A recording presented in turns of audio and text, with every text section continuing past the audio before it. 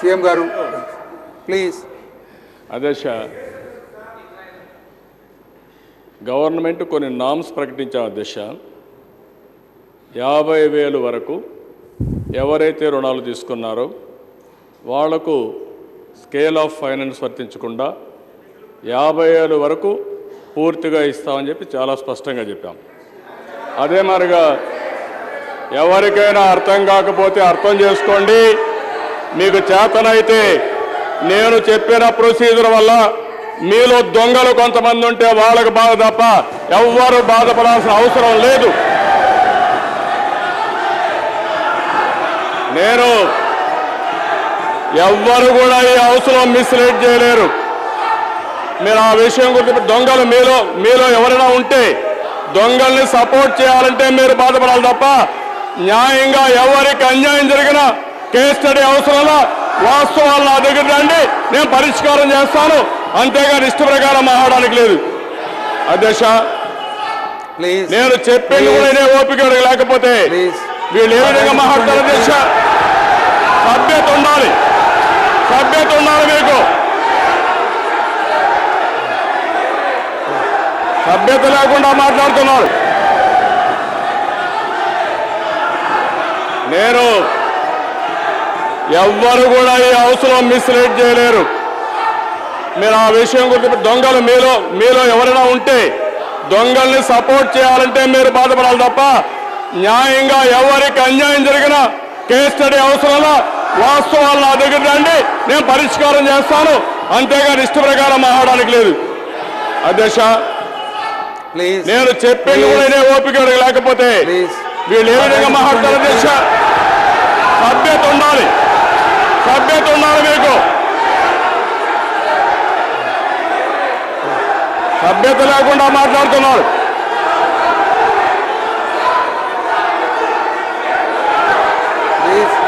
సభ్యత లేకుండా మాట్లాడతారు. మీరు ప్రొసీజర్ తెలుసుకొని మాట్లాడండి. ఈ హౌస్లో ప్రొసీజర్ తెలియకుండా మాట్లాడతారండి. నేను ఏదైనా విషయం సబ్జెక్ట్ అధ్యక్ష, మీరు సభా సాంప్రదాయాలు తెలిసిన వ్యక్తి అధ్యక్ష, మీకు అపార అనుభవం ఉంది. ఈ హౌస్లో ఒక ముఖ్యమంత్రిగా లీడర్ ఆఫ్ ది హౌస్గా వాస్తవాలు చెప్పినప్పుడు వాస్తవాలను అధ్యయనం చేసుకొని ఇది కరెక్ట్ కాదు, ఇది డౌట్ ఉందంటే నేను సమాధానం చెప్పడానికి సిద్ధంగా ఉన్నాం. అట్లా కాకుండా ప్రతి ఒక్కదానికి రన్నింగ్ కామెంటరీ కింద లేదో వీళ్ళే పెద్ద తెలిసిన వాళ్ళుగా మాట్లాడడం మంచిది కాదు అధ్యక్ష. ఆ విషయం నేను చెప్తున్నాను. ఈరోజు సబ్జెక్ట్ విషయాలు అధ్యక్ష, నేను ఇక్కడ తెలివి ఎక్కువైపోయి కేస్ స్టడీలు మాట్లాడుతున్న అధ్యక్ష. కేస్ స్టడీలు అవసరంలా. కేస్ స్టడీలు చేయాల్సిన దేనికంటే అవినీతి జరిగినప్పుడు అవి కేస్ స్టడీలు చెప్పుకోండి, కానీ ఇక్కడ కేస్ స్టడీలు కాదు. ఇక్కడ రియల్ స్టడీసే కావాలి. ఇక్కడ కేస్ స్టడీలు కాదు, ఇక్కడ రియల్ స్టడీస్ కావాలి. అందుకని అధ్యక్ష 2007 నుంచి అధ్యక్ష 2013 వరకు, డిసెంబర్ 2013 వరకు ఎవరైతే రైతులు రుణాలు తీసుకున్నారో వాళ్ళకందరికీ రుణమాఫీ వర్తిస్తుంది. 2 అధ్యక్ష, అక్కడి నుంచి ఎవరైతే రుణాలు తీసుకున్నారో ఆ రుణాలు తీసుకున్న తర్వాత మేము మొత్తం కంప్యూటరైజ్ చేసాం అధ్యక్ష. ప్రతి ఒక్క రైతుది కంప్యూటరైజ్ చేశాం. కొంతమందికి బాధ ఉండొచ్చు, కొంతమంది రైతుల అధ్యక్ష 5 బ్యాంకుల్లో తీసుకున్నారు, కొంతమంది 10 బ్యాంకుల్లో తీసుకున్నారు. మేము అన్నీ కంపైల్ చేసిన తర్వాత నేను అందరికీ న్యాయం చేయాలని 50,000 వరకు తీసుకున్న వాళ్ళకి స్కేల్ ఆఫ్ ఫైనాన్స్ లేకుండా 10వ తారీఖు ఈ నెల నుంచి ఒక్క పైసా వాళ్ళు కట్టే పరిస్థితి లేకుండా పూర్తిగా వారికి మాఫీ చేశాం. ఏ బ్యాంకులు అడిగే పరిస్థితి అధ్యక్ష. అధ్యక్ష 50,000 పైన తీసుకున్న వాళ్ళకి స్కేల్ ఆఫ్ ఫైనాన్స్ వర్తింపజేశాం.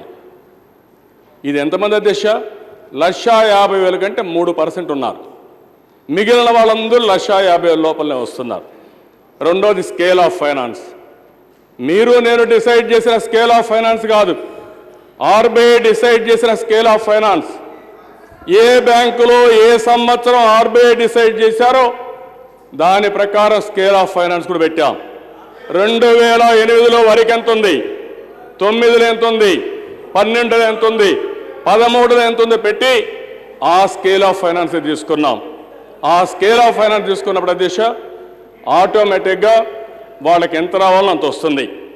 వడ్డీ 30/12/2013 వరకు పూర్తిగా వడ్డీతో కూడా క్యాలిక్యులేట్ చేసి పూర్తిగా రుణమాఫీ చేశామని చెప్పి కూడా మరొకసారి మీకు విజ్ఞప్తి చేస్తున్న దిశ.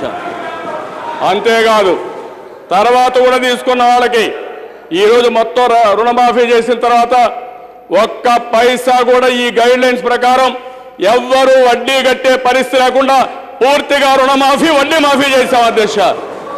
అదే కాదు అధ్యక్ష, ఈరోజు రాష్ట్ర విభజన జరిగింది.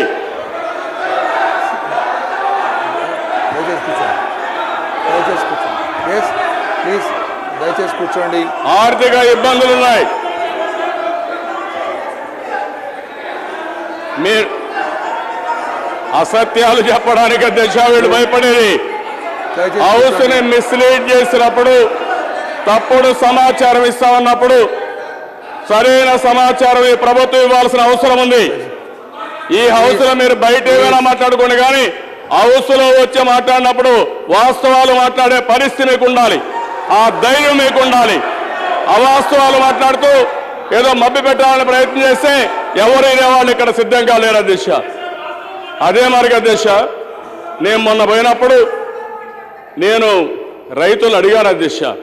నేను ఆ రోజు ఏం చెప్పాను, 1,50,000 రూపాయలు తక్కువ ఎవరైతే తీసుకున్నారో మీకు రుణమాఫీ చేస్తున్నాం. చరిత్రలో మీరు ఒక విషయం గుర్తుపెట్టుకోవాలి. ఒకసారి నేషనల్ ఫ్రంట్ చైర్మన్ గా ఎన్టీఆర్ గారు ఉన్నప్పుడు దేవీలాల్ ఉప ప్రధానమంత్రిగా ఉండి 10,000 రూపాయలు కుటుంబానికి రుణమాఫీ చేశారు. రెండోసారి యుఎన్పిఏ మేమందరం పోరాడితే యూపీఏ గవర్నమెంట్ రుణమాఫీ చేశారు. అందులో 3 కాగ్ రిపోర్ట్ ఇచ్చారు, మన రాష్ట్రంలో వచ్చాయి. అవినీతి విచ్చలవిడిగా జరిగింది. ఈ రోజు మేము చేసిన విధానం వల్ల ఒక్క పైసా కూడా అవినీతి లేకుండా పూర్తిగా ట్రాన్స్పరెంట్ గా ప్రతి ఒక్క పంచాయతీ ఆఫీసులో ఎవరికి రుణమాఫీ చేస్తున్నామో పెట్టి రుణమాఫీ చేశాం. కొంతమంది కోఆపరేటివ్ దీంట్లో సింగిల్ విండోలో వాళ్లకు తెలియకుండా డబ్బులు తీసుకుని పెద్ద ఎత్తున రైతులంతా వచ్చి ఆందోళన చేస్తున్నారు.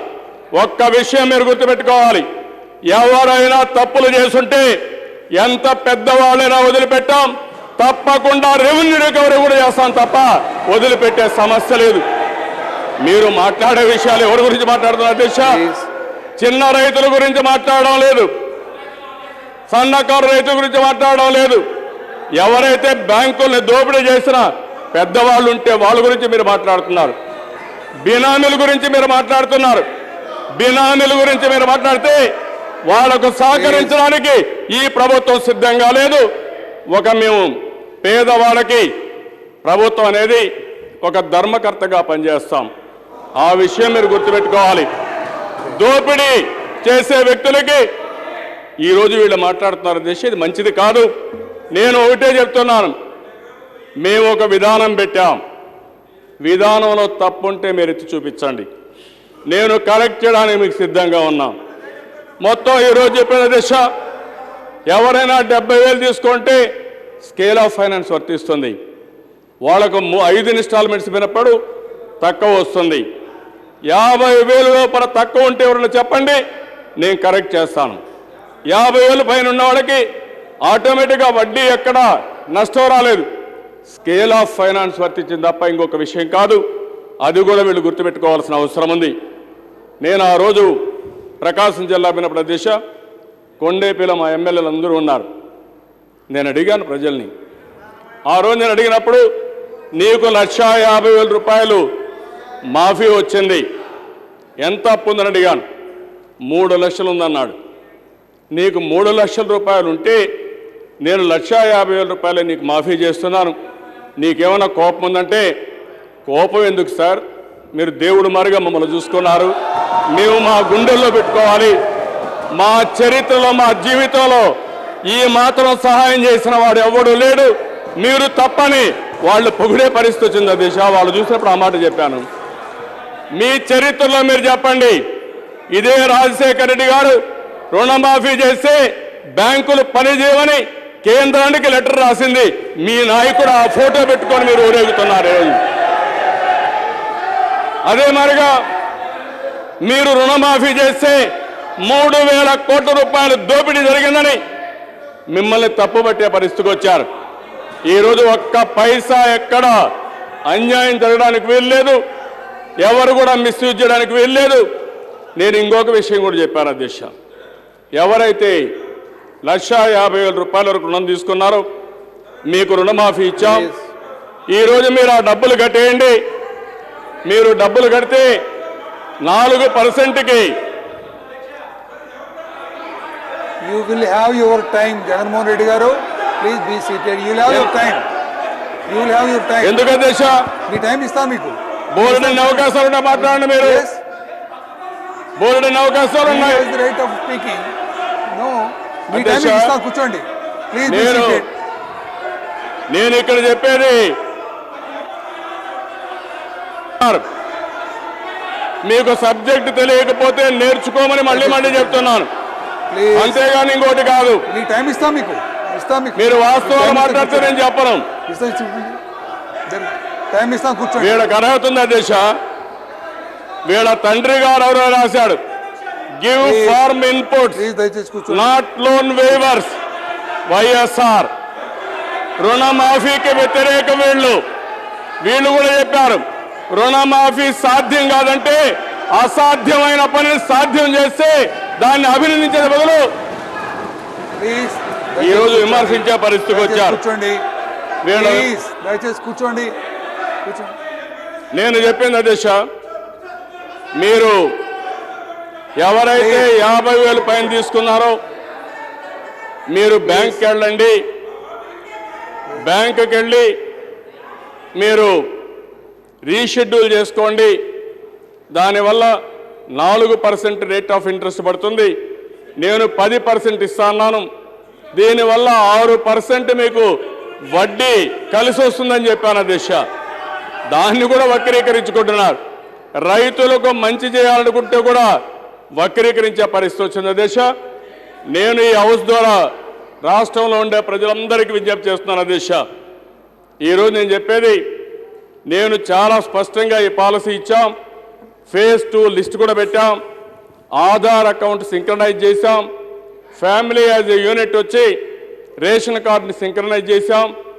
ఎవరికి ఎక్కడా అన్యాయం జరగకుండా లిస్టులన్నీ పంచాయతీ ఆఫీసులో పెట్టాం, బ్యాంకుల్లో పెట్టాం, అదే మాదిరిగా ఆన్లైన్లో పెట్టాం.